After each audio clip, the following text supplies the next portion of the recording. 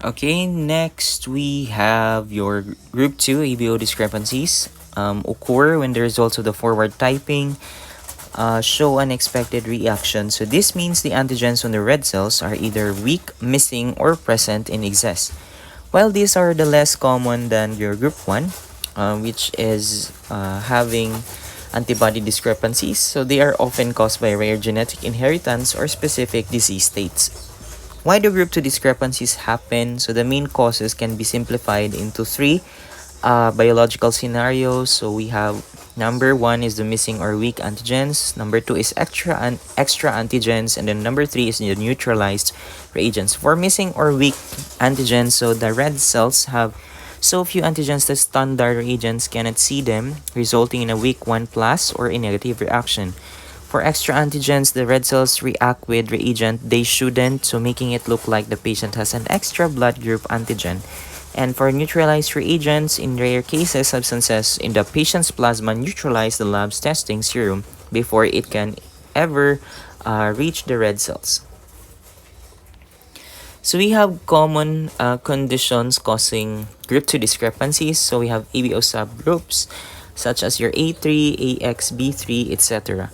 So some individuals inherit rare alleles that produce a less efficient enzyme, resulting in significantly fewer antigen sites on the RBC.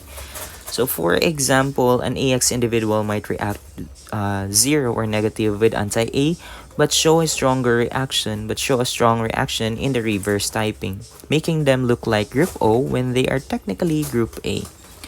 Now, leukemia and Hodgkin's disease. So these conditions can temporarily depress or weaken the expression of your A and B antigens. So a patient who was historically group A might appear to have very weak or missing A antigens during the peak of their illness.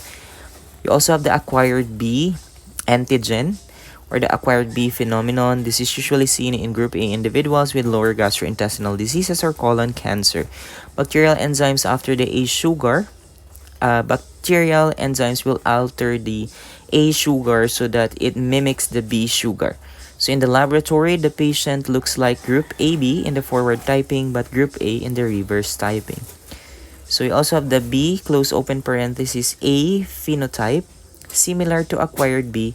This occurs in group B individuals whose B enzyme is so efficient that it accidentally attaches trace amounts of A sugar to the red cells.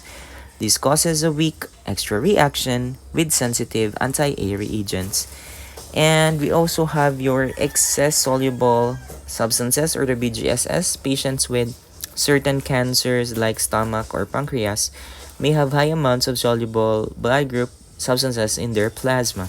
These substances act as a shield, soaking up the lab's anti-A or anti-B reagents before they can clamp the red cells, leading to a false negative result.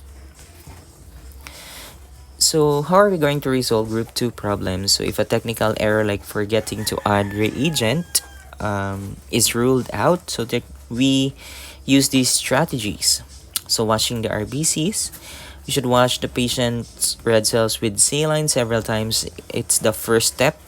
This will remove interfering proteins or excess soluble substances or the BGSS that might be neutralizing the reagents. We can also have extended incubation, so incubating the mixture of red cells and reagent at room temperature for 30 minutes or even at 4 degrees Celsius can coax weak antigen into reacting. Now we can also have enzyme treatment, so treating the red cells with your proteolytic enzymes can enhance the visibility of very sparse antigens. We also have acidified anti-B. So if acquired B is suspected, using anti-B reagent that has been acidified to a pH of 6.0 will stop the fake B reaction while still allowing the true B antigens to clamp. So in very difficult cases, testing the patient's saliva or using DNA-based genotyping can provide the definitive true blood type of the patient. So in group 2 discrepancies, again, the forward reactions are the ones that look wrong or unusually weak. Now let's proceed to group 3 ABO discrepancies. These are primarily caused by protein or plasma abnormalities in the patient sample. So these abnormalities result in a phenomenon called The Rouleau formation, also known as the pseudo-agglutination, where red blood cells stick together in a way that it mimics the real antibody-led clumping.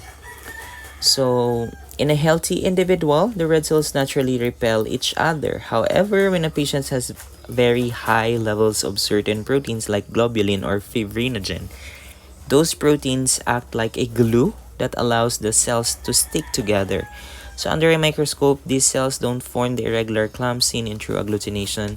Instead, they stack neatly on top of one another like stacked coins. So this physical stickiness can occur in both the forward grouping if cells are suspected in their own plasma and the reverse grouping where the patient's serum is mixed with your reagent red cells.